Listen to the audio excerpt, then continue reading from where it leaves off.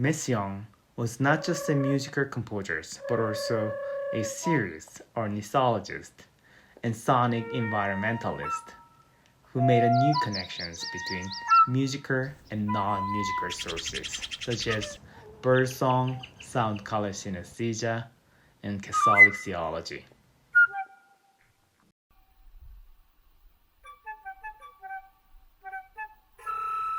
Sound color synesthesia plays an important role in Messiaen's music. In 1971, Messiaen visited Utah.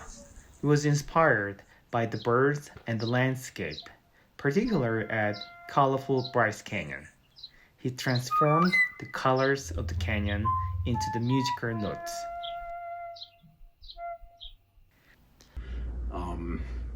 So why do birds sing? And first of all, birds make a lot of different vocalizations. They make many very short vocalizations, the chirps, the cheeps that you often hear walking through the forest. These short calls that they make can be made for a lot of different reasons. They can be made to keep the flock together. They can be made to warn others of predators in the area. They can be made to beg for food. But the more complex vocalizations that we hear, that we associate with birds singing, is done primarily by males and around here, primarily in the spring. 그래서 공감각이 무엇인지를 소개하는 것이 필요할 것 같습니다.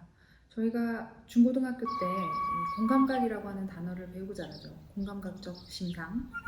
이건 일종의 은유나 비유로서 사용하는 것인데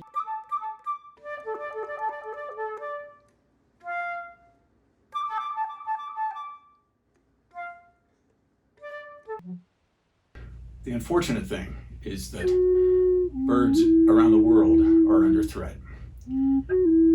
So many parts of the world are changing in negative ways for birds, and the number of birds is declining. We know that song is such a critically important attribute that we associate with birds. And I would just point out that one of the greatest books that have been written that really started the ecological movement in the United States